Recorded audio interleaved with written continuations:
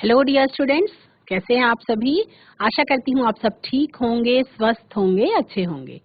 ICT virtual classroom Dehradun में आप सभी का स्वागत करती हूँ। मेरा नाम समता है और बच्चों क्लास 11th में आपका cell cycle and cell division, कोशिका चक्र और कोशिका विभाजन के बारे में आप लोग पढ़ रहे हैं। आज हम पढ़ेंगे अर्धसूत्री विभाजन यानी कि मियोसिस के बारे में। मियोसिस आप सभी को पता है कि सबसे पहले हमने जब इंट्रोडक्शन सेशन लिया था तो उसमें आप लोगों ने ये जाना था कि जो मियोसिस जो विभाजन होता है आपका कोशिका, जिस तरह से किसी जीवन का एक चक्र होता है जन्म से मृत्यु तक, उसी तरह से हर कोशिका का भी एक चक्र होता है जिसे हम सेल साइकिल या कोशिका चक्र के नाम से जानते हैं। कोशिका चक्र में दो अलग अलग फेजेस होते हैं। एक तो होता है आपका इंटरफेज और दूसरा होता है आपका विभाजन वाला फेज। ठीक है, आप माइटोसिस के बारे में पूरी तरह से जान चुके हैं। कोशिका विभाजन में आपको ये पता है कि जो कोशिका विभाजन होता है ये दो प्रकार का होता है। पहला होता है आपका माइटोसिस और दूसरा होता है मियोसिस, यानी कि समसूत्री विभाजन और अर्धसूत्री विभाजन। समसूत्री विभाजन में, जिसको आप माइटोसिस के नाम से जानते हैं, उसको आप इक्वेशनल डिवीजन भी कहते हैं, और आपका अर्धसूत्री विभाजन जिसको आप मियोसिस के नाम से जानते हैं उसे हम रिडक्शन डिवीजन भी कहते हैं। तो इक्वेशनल डिवीजन और रिडक्शन डिवीजन, क्योंकि जो मुख्य रूप से जो क्वेश्चन पूछा गया है वो अधिकतर पूछा जाता है कि समसूत्री विभाजन और अर्धसूत्री विभाजन के बीच में अंतर बताइए, डिफरेंसेस पूछे जाते हैं। तो अगर आप दोनों विभाजन के बीच में अंतर क्या है वो जानते हैं तो आप इसको अच्छी तरह से लिख पाएंगे। कम से कम 5-6 पॉइंट्स लिखने जरूरी होते हैं इसमें। और सबसे पहला पॉइंट, किसी भी शब्द को जब आप सुनते हैं तो उसका मतलब निकालने की कोशिश करेंगे। सूत्री विभाजन समसूत्री और अर्धसूत्री दो तरह का होता है, यानी इसमें सूत्रों का विभाजन इसका मुख्य घटना है। इसमें सूत्रों का विभाजन जो है वो मुख्य घटना है। अब समसूत्री में सूत्रों का विभाजन भी होगा लेकिन समान संख्या बनी रहेगी। ठीक है, और अर्धसूत्री विभाजन में सूत्रों का विभाजन भी होगा और संख्या जो है वो घट करके आधी हो जाएगी। किनकी? गुणसूत्रों की, यानी कि क्रोमोसोम्स की। तो पहली चीज तो ये समझेंगे कि इस विभाजन में जो जेनेटिक मटेरियल से बनने वाला गुणसूत्र है यानी कि क्रोमोसोम है, उसमें भी विभाजन होता है और मुख्य कार्य इसका यही है, वृद्धि, और उसके बाद जेनेटिक मटेरियल का रेप्लिकेशन करना, डीएनए का अपनी प्रतिकृतियां बनाना, और उसके बाद माइटोसिस में यानी कि समसूत्री विभाजन में समान गुणसूत्रों की संख्या के साथ एक कोशिका से दो कोशिका का बन जाना, और आपका मियोसिस में अर्धसूत्री विभाजन में गुणसूत्रों की संख्या का आधा आधा हो जाना, यानी कि डिप्लॉयड स्टेज से हैप्लॉयड स्टेज में चले जाना, जो कि मनुष्यों के जीवन में हैप्लॉयड स्टेज केवल गैमीट्स फॉर्मेशन के टाइम पे आती है, यानी मेल और फीमेल गैमीट्स में जब उनका फॉर्मेशन होता है तब ये हैप्लॉयड स्टेज आती है। तो आप ये कह सकते हैं, मान लीजिए कोई क्वेश्चन बहुविकल्पीय में पूछा जाता है कि कौन से स्टेज के दौरान मनुष्य जीवन में मियोसिस डिवीजन होता है या रिडक्शन डिवीजन पाया जाता है। 4 ऑप्शंस दिए जाएं और उसमें अगर गैमेटोजेनेसिस ऑप्शन है तो वो आपका सही आंसर होगा, जहां पे डिप्लॉयड सेल्स जो हैं वो हैप्लॉयड सेल्स का निर्माण करती हैं। तो आज हम मियोसिस डिवीजन के बारे में विस्तार से पढ़ेंगे। माइटोसिस के बारे में आप पढ़ चुके हैं। किसी भी प्रकार का क्वेश्चन होने पर आप पूछ सकते हैं हैंड रेज के माध्यम से या मैसेज के माध्यम से, उसका समाधान किया जाएगा। चलेंगे हम डिजिटल बोर्ड की तरफ और आज हम समझेंगे कंप्लीट मियोसिस 2 चरणों में होता है, अर्धसूत्री विभाजन 2 चरणों में होता है। पहला चरण के बारे में हम पढ़ भी चुके हैं, हल्का सा रिवीजन करके आज दूसरे चरण के बारे में पढ़ लेंगे। Let's go to the smart board. बच्चों, जैसा कि आप सभी जानते हैं, मियोसिस यानी कि अर्धसूत्री विभाजन, अर्धसूत्री विभाजन जो है वो 2 चरणों में कंप्लीट होता है। अर्धसूत्री विभाजन 1 और अर्धसूत्री विभाजन 2। ये वाला फ्लो चार्ट आप ध्यान रखेंगे, आप ये फ्लो चार्ट ध्यान रखेंगे। इस फ्लो चार्ट में आप क्या देख रहे हैं कि जो आपका अर्धसूत्री विभाजन 1 है, इनमें भी 4 प्रावस्थाएं होती हैं, प्रोफेज 1, मेटाफेज 1, एनाफेज 1 और टीलोफेज 1, जिसमें प्रोफेज में आपका 5 और स्टेजेस आती हैं। जो सब डिवीजन है आपका प्रोफेज 1 का, प्रोफेज 1 आपका लॉन्गेस्ट फेज है एंड इज फर्दर सब डिवाइडेड इनटू 5 फेजेस, 5 फेजेस में डिवाइड होता है। तो केवल नाम अगर याद रखेंगे, आप इस तरह से एक फ्लो चार्ट बनाएंगे जिससे आपको नाम जो है वो याद रहेंगे। अब इसको आप अगर लर्न करना चाहें LZPDD ऐसे करके भी लर्न कर सकते, LZPDD ऐसे लर्न कर लें तो आपको नाम याद हो जाएंगे, लेप्टोटीन, जाइगोटीन, पैकिटीन, डिप्लोटीन और डायाकाइनेसिस। लेप्टोटीन में क्या होता है बच्चों, इसमें कंडेंसेशन होता है क्रोमोसोम्स का, जो क्या हो जाते हैं, chromosomes becomes distinct and compact. Zygotene में क्या होता है, इसका मेन प्रोसेस जो होता है, वहां पे होमोलोगस क्रोमोसोम्स आपस में पेयरिंग स्टार्ट कर देते हैं और उस पेयरिंग का उसको क्या कहते हैं, सिनेप्सिस कहते हैं। क्यों करते हैं, to form a complex structure called synaptonemal complex. और उसके बाद जो कॉम्प्लेक्स बनता है वो क्या कहलाता है, कॉम्प्लेक्स कॉल्ड बाइवेलेंट और टेट्राड। ठीक है, पैकिटीन है आपका लॉन्गेस्ट फेज ऑफ प्रोफेज 1। इसमें क्या होता है, रिकॉम्बिनेशन होता है नोड्यूल्स का appear in this stage at the sites where crossing over has to take place between non-sister chromatids of homologous chromosomes। ठीक है, जो जेनेटिक डिफरेंसेस का एक्चुअल रीजन रहा वो क्या है, वो रिकॉम्बिनेशन ही उसका रीजन रहा है ना। और जिसमें आपका रिकॉम्बिनेज नाम का एक एंजाइम है जो इसके लिए उत्तरदायी होता है।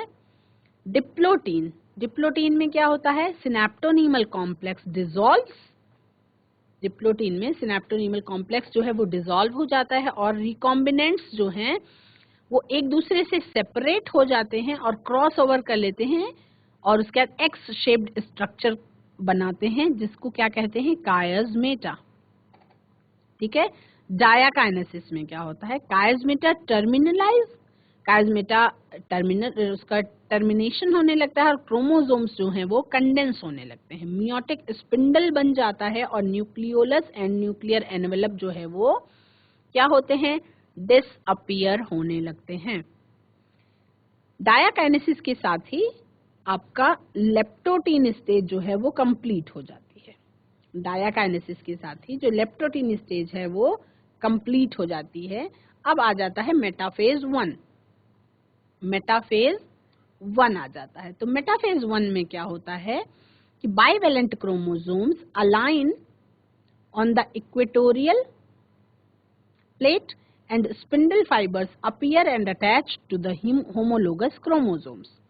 यानी कि बाइवेलेंट क्रोमोसोम्स जो हैं वो इक्वेटोरियल प्लेट पर पंक्तिबद्ध हो जाते हैं, अलाइन हो जाते हैं और उसके बाद क्या होता है, अपोजिट पोल्स के स्पिंडल्स की जो माइक्रोट्यूब्यूल्स है वो आपका होमोलोगस क्रोमोसोम्स के पेयर से चिपक जाने का काम करते हैं। ठीक है, आ गया आपका एनाफेज, वो भी चरण 1। इसमें क्या होता है, homologous chromosome separate, sister chromatids remain attached to their centromeres. और होमोलोगस क्रोमोसोम्स जो हैं वो अलग अलग हो जाते हैं लेकिन सिस्टर क्रोमैटिड्स जो हैं वो आपकी सेंट्रोमियर्स से ही अटैच रहती हैं। अब आई बात टीलोफेज 1 की। टीलोफेज 1 में क्या होता है, nuclear membrane and nucleolus reappear, फिर से दिखाई पड़ता है और साइटोकाइनेसिस होती है।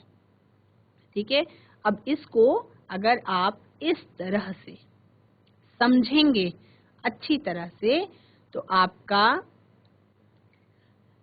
आप ये कह सकते हैं कि जो आपका अर्धसूत्री विभाजन 2 चरणों में पूरा होता है तो पहला चरण आपको समझना है अच्छी तरह से, क्योंकि पहला चरण ही डिफरेंट है।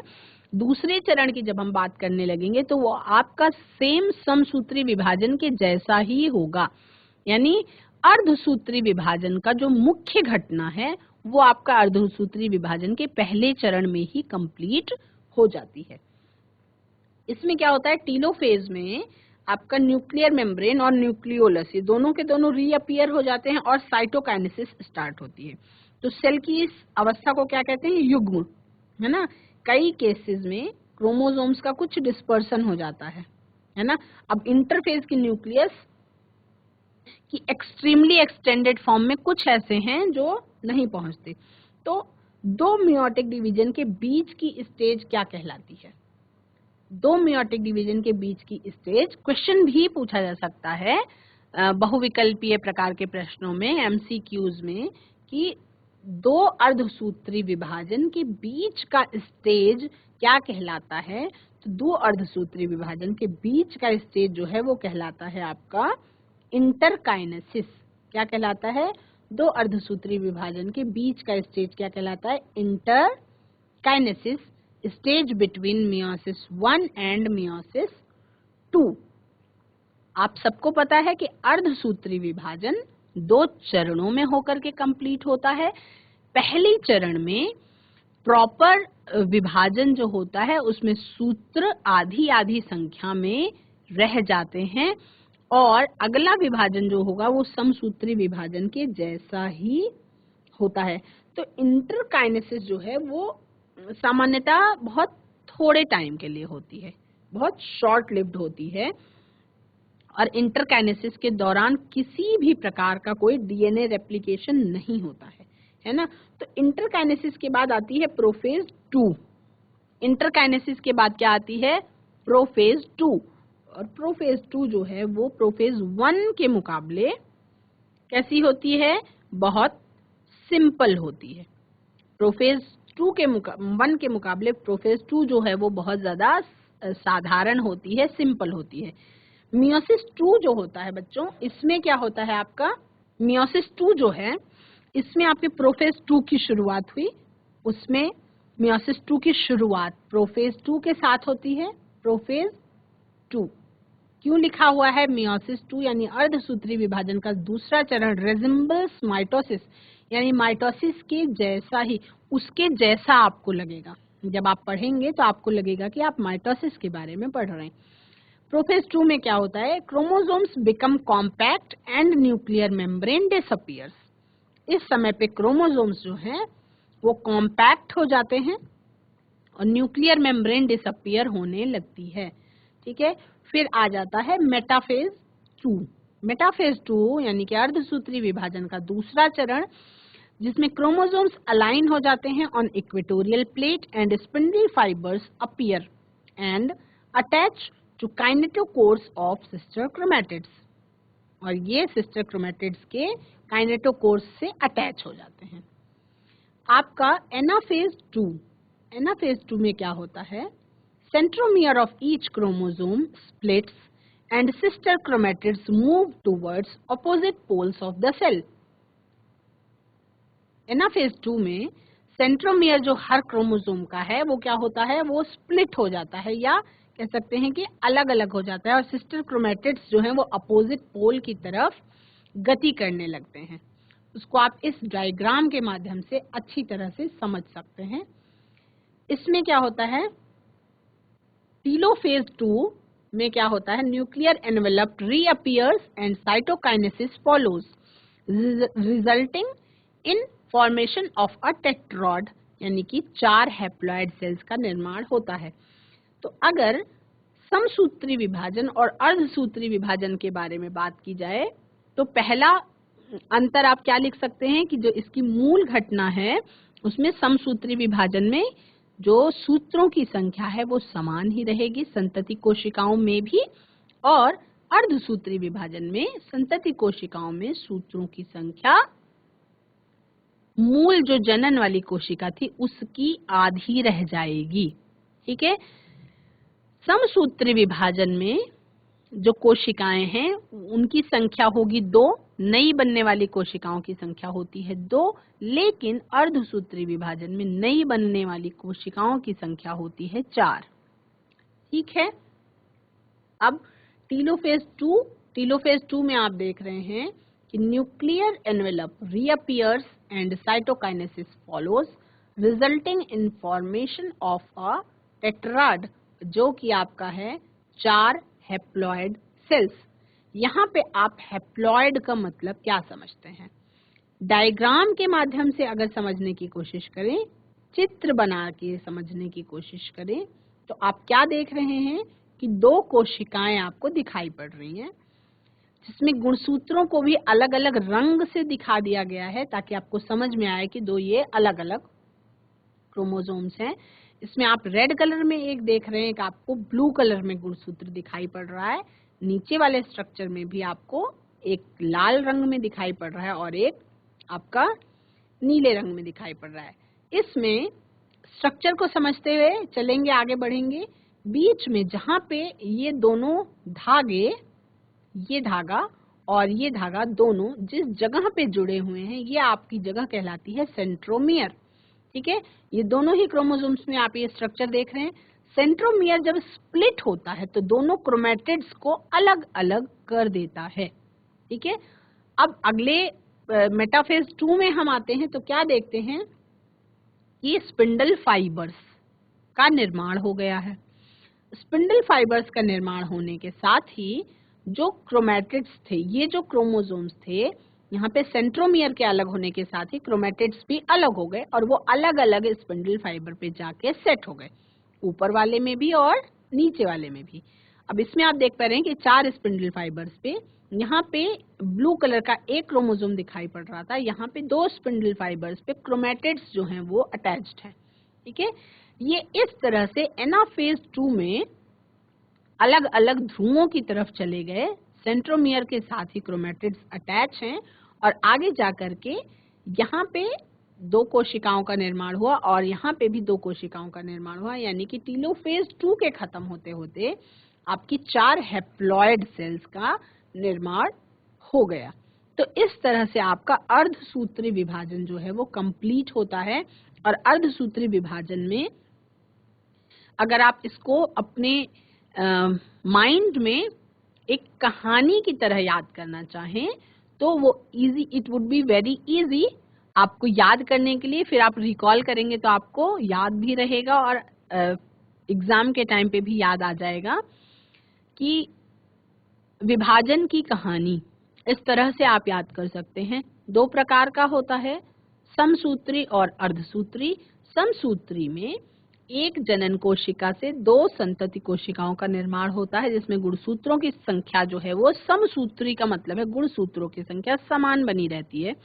और अर्धसूत्री विभाजन में एक जनक कोशिका से 4 हैप्लॉइड सेल्स का निर्माण हो जाता है, जहां पे सूत्रों की संख्या जो है वो आधी आधी हो जाती है, यानी कि डिप्लॉयड से हैप्लॉइड में वो कन्वर्ट हो जाती हैं।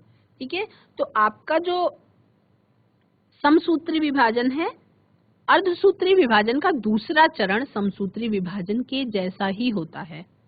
ठीक है, लेकिन एक क्वेश्चन पूछा जा सकता है बहुविकल्पीय प्रकार के प्रश्न में कि किसी भी कोशिका के विभाजन के समय में गुणसूत्रों की संख्या किस चरण में आधी होती है?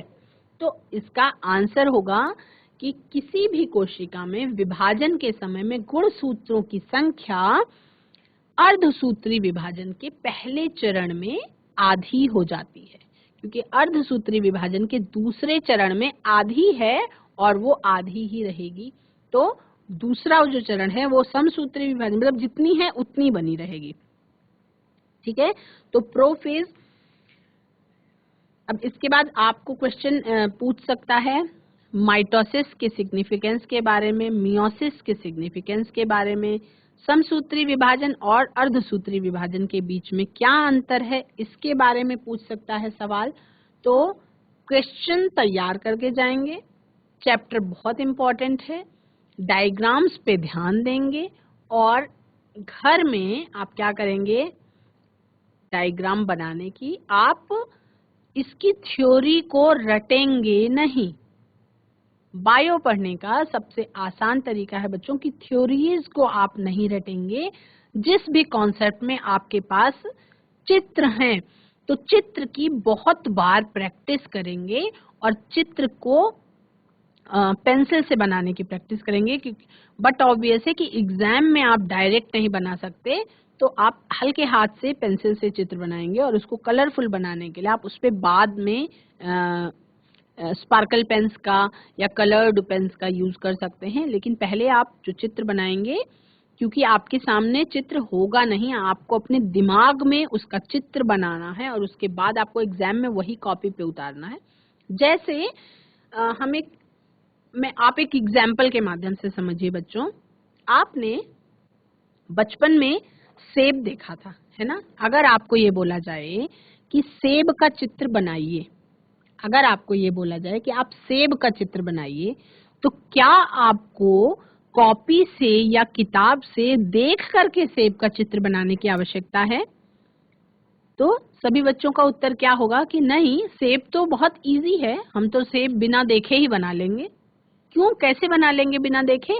क्योंकि आपको पता है, आपने ओरिजिनल सेब देखा भी है और आपको पता भी है कि सेब का डायग्राम कैसे बनेगा। यानी कि आपके माइंड में, आपके दिमाग में कहीं ना कहीं सेब का चित्र बना हुआ है पहले से ही।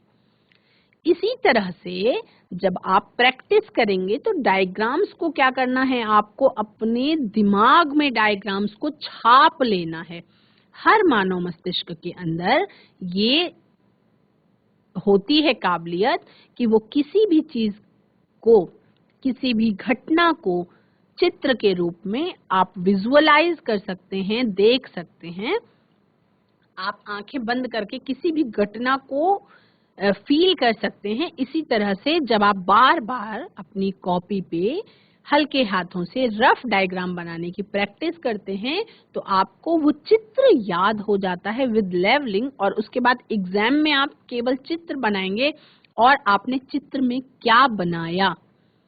थ्योरी में आपको क्या लिखना है, जो आपने चित्र में बनाया उसी को आपको एक्सप्लेन करना है थ्योरी में, तो वो डिफिकल्ट नहीं होता है। यानी सबसे आसान तरीका क्या है कि आपको चित्र की बहुत बार प्रैक्टिस करनी है और लेवलिंग एकदम सही होनी चाहिए, जिसमें आप कहते हैं नामांकन। नामांकन एकदम सही होना चाहिए जिससे मार्क्स आपके कटने ना पाए, और इससे क्या होगा कि आपका मार्क्स बहुत अच्छे आएंगे। सबसे बड़ी चीज कि जीव विज्ञान में नंबर लाने का एक बहुत अच्छा तरीका है कि अगर क्वेश्चन पूछे जा रहे हैं तो सचित्र वर्णन कर सकते हैं आप उसमें, और नामांकन सही करके आप मार्क्स जो है वो पा सकते हैं। ठीक है। सिग्निफिकेंस मियोसिस का क्या है, मियोसिस के फलस्वरूप क्या होता है उसके बारे में आप जान लेंगे। सिग्निफिकेंस है मियोसिस का, it results in reduction of chromosome number by half in gametes, which again doubles during fertilization. Therefore, it helps to conserve the chromosome numbers of a species from generation to generation. Or crossing over occurring in Pachytene stage of meiosis 1 is a source of genetic variability in sexually reproducing organisms.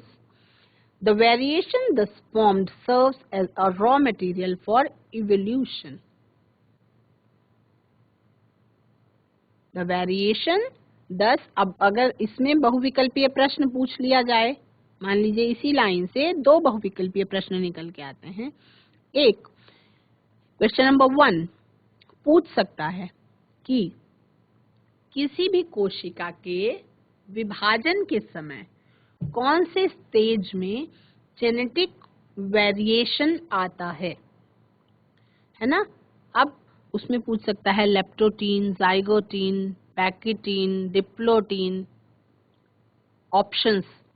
तो आपको याद होना चाहिए कि पैकिटीन stage में, और पैकिटीन stage कहाँ होती है वो भी आपको पता होना चाहिए, अर्धसूत्री विभाजन के पहले चरण में। अर्धसूत्री विभाजन के पहले चरण में जब पैकिटीन स्टेज आती है, पैकिटीन स्टेज कौन सी है? अर्धसूत्री विभाजन का प्रोफेज 1 के अंदर पाया जाने वाला पैकेटीन जो है वो लॉन्गेस्ट स्टेज है, उसमें क्या हो जाता है, रिकॉम्बिनेशन होता है और जेनेटिक वेरिएबिलिटी उसमें आती है। कहाँ पे आती है, लैंगिक जनन के समय पे। ठीक है, तो अब उसको अगर याद करना है तो आप याद कर सकते हैं कि मियोसिस के फलस्वरूप सेक्सुअल रिप्रोडक्शन करने वाले प्रत्येक स्पिंडल जो है उसमें क्रोमोसोम्स की संख्या हर पीढ़ी में कंजर्व रहती है। ठीक है, हर पीढ़ी में कंजर्व रहती है। ऑर्गेनिज्म में पॉपुलेशन एक जनरेशन से दूसरे जनरेशन तक क्या करता है, जेनेटिक वेरिएशन को बढ़ाता है, यानी कि जो आनुवांशिक विविधता है उसको बढ़ाता है।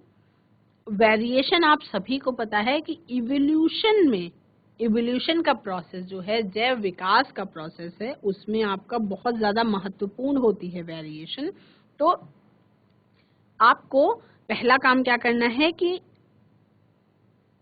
चित्र बनाना प्रैक्टिस करनी है उसकी, माइटोसिस। आप ऊपर सिंपल माइटोसिस लिख सकते हैं, मियोसिस लिख सकते हैं, और उसके बाद माइटोसिस के नीचे माइटोसिस का डायग्राम बनाएं और मियोसिस के बाद मियोसिस का डायग्राम बनाएं। ठीक है, स्टेजेस 2 होती हैं, जस्ट हम रिवाइज करेंगे बहुत तेजी से। मियोसिस जो है उसमें आप डायग्राम बनाएंगे, एक जनक कोशिका है, एक जो जनक कोशिका है उससे आप 2 संतति कोशिकाओं का निर्माण करेंगे। ठीक है, पहले स्टेज में क्या होगा, आप कोई थ्योरी अपने सामने नहीं रख रहे हैं, ऐसे ही आप रिवाइज कर रहे हैं, रिकॉल कर रहे हैं। तो क्या होगा, समसूत्री विभाजन में ध्यान रखेंगे कि जब आप डायग्राम बना रहे हैं तो गुणसूत्रों की संख्या एकदम समान होगी, घटनी नहीं चाहिए। ठीक है, एक जनक कोशिका से क्या होगा, शुरुआत होगी, प्रोफेज, मेटाफेज, एनाफेज और टीलोफेज, 4 स्टेजेस आएंगे। उन चारों स्टेजेस में क्या होगा कि उन चारों स्टेजेस में आपका जो गुणसूत्र है वो सेंट्रोमियर से स्प्लिट होके क्रोमैटिड्स अलग अलग होंगे, अलग अलग ध्रुवों पर जाएंगे, और उसके बाद आपकी कैरियोकाइनेसिस कंप्लीट होते होते टीलोफेज कंप्लीट हो जाएगा, और उसके बाद लास्ट में साइटोकाइनेसिस होगी, और उसके बाद आपका जो एक कोशिका है वो 2 कोशिका में बदल जाएगी। ठीक है, इसी समय पे अर्धसूत्री विभाजन के समय में क्या होगा कि अर्धसूत्री विभाजन 2 चरणों में होगा। पहले चरण में जो क्रोमोसोम्स की संख्या है वो आधी आधी हो जाएगी, यानी कि पहले ही चरण में एक कोशिका से 2 कोशिका बन जाएगी। अब उन 2 कोशिकाएं जो बनी हैं पहले स्टेज में, उसमें माइटोसिस डिवीजन की तरह का डिवीजन होगा, है ना, और उसके बाद क्योंकि पहले ही चरण में 1 से 2 बन चुकी हैं तो दूसरे चरण में 2 से 4 बन जाएंगी। तो समसूत्री विभाजन में एक कोशिका से 2 कोशिका का निर्माण होगा, और अर्धसूत्री विभाजन में एक कोशिका से ही 4 कोशिकाओं का निर्माण हो जाएगा, क्योंकि वो 2 चरणों में पूरी होती है अर्धसूत्री विभाजन की प्रक्रिया। तो आपको इसको समझ लेना है, डायग्राम इसका आपको याद होना चाहिए, उसका नामांकन आपको याद होना चाहिए, और फ्लो चार्ट आपके दिमाग में छपा हुआ होना चाहिए। तो उससे आप क्या करेंगे, आपको फिर प्रॉब्लम एग्जाम में नहीं होगी।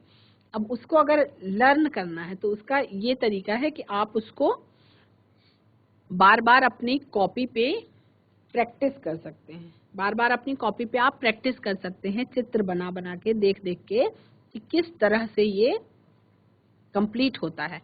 तो आपका न्यूक्लियर सेल डिवीजन जो है उसमें सबसे पहले क्या होता है, सबसे पहले आप सबको पता है कि सभी ऑर्गेनिजम्स जो हैं वो आपके जीवन की शुरुआत सेल से ही होती है ना, एक कोशिका से ही जीवन की शुरुआत होती है। तो सिंगल सेल से इतने बड़े ऑर्गेनिज्म का निर्माण कैसे होता है, डिवीजन के फलस्वरूप या विभाजन के फलस्वरूप। तो ग्रोथ और रिप्रोडक्शन ये हर लिविंग सेल की भी विशेषता है ना। इसमें क्या होता है, डिवीजन होगा, ग्रोथ होगा। एक सेल से लाखों सेल्स वाले स्ट्रक्चर का फॉर्मेशन हो जाता है, जिसका सबसे बड़ा उदाहरण कौन है? हम मनुष्य, सभी बहुकोशिकीय जंतु। तो इसमें आपने अच्छी तरह से समझ लिया है। फ्लो चार्ट के माध्यम से अगर आप इसको समझने की कोशिश करें तो कैसे उसको समझेंगे? इस तरह से हम लिखेंगे,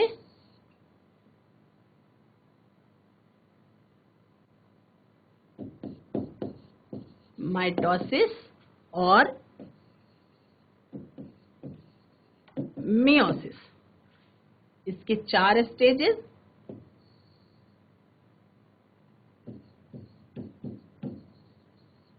प्रोफेज,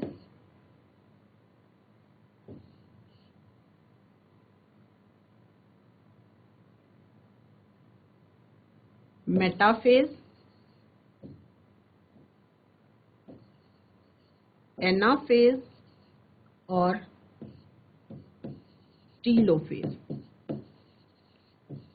ठीक है, एक कोशिका से 2 कोशिकाएं बनती हैं। क्या लिखेंगे? एक जनक से 2 संतति कोशिकाओं का निर्माण। 2 संतति कोशिकाओं का निर्माण। और यहाँ पे क्या हो रहा है? मियोसिस में 2 चरण, मियोसिस 1 और मियोसिस 2।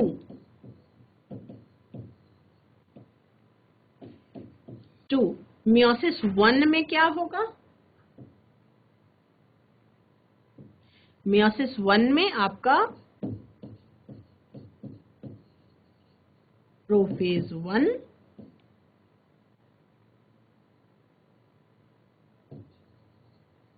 मेटाफेज 1,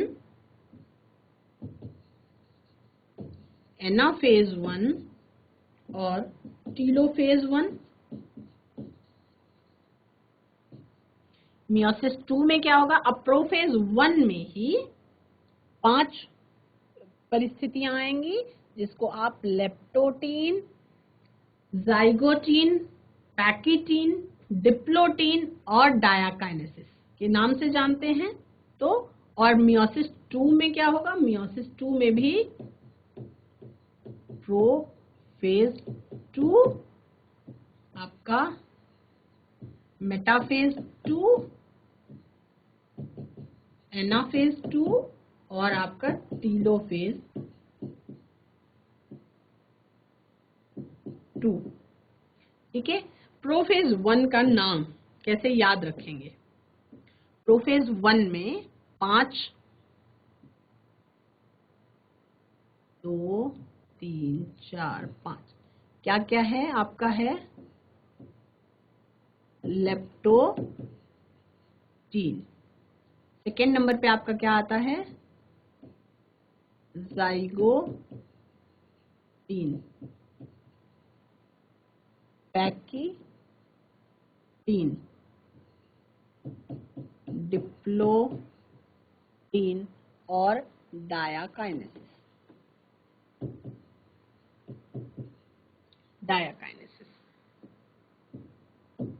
इसको थोड़ा सा नीचे लिख लेते हैं, मेटाफेज 1। ठीक है, तो अब इस तरह से अगर आप डायग्राम बना लेते हैं, ठीक है, फ्लो चार्ट अपने दिमाग में बना लेते हैं, बैठा लेते हैं, तो आपको चीजें लर्न हो जाएगी। अच्छा, मियोसिस 1 में ये आप लिखेंगे मेन इवेंट और यहां पे लिखेंगे रिजेंबल टू माइटोसिस।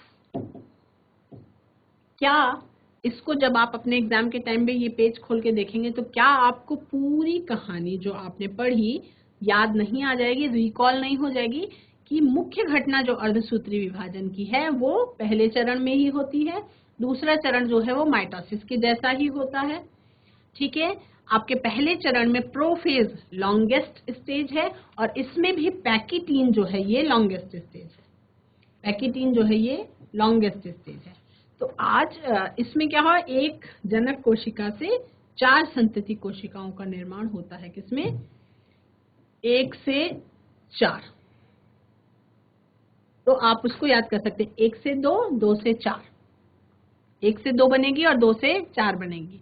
और माइटोसिस में 1 से 2 बनी और वहीं पर खत्म हो गई। ठीक है, तो ये लंबी चलती है, ये छोटी चलती है। यहाँ पे ऐसे लिख सकते हैं, 1 से 2 और यहाँ पे लिखेंगे 1 से 2, यहाँ 2 से 4। ठीक है बच्चों, आज के सेशन में आपका मैंने अच्छी तरह से सेल डिवीजन भी रिवाइज करवा दिया है और कंप्लीट भी हो गया है। आज की क्लास में इतना ही। आशा करती हूँ आपको अच्छी तरह से समझ में भी आ गया होगा। डायग्राम के माध्यम से आप उसको घर में प्रैक्टिस भी करें। पेंसिल से बार बार अगर डायग्राम बनाने की कोशिश करेंगे तो वो आपके माइंड में छप जाएगा एकदम। जब आप एग्जाम में बैठेंगे तो आपको डायग्राम रिकॉल होगा, जिससे आप थ्योरी भी एक्सप्लेन करके लिख सकते हैं। That's all for today. Have a nice day. Take care.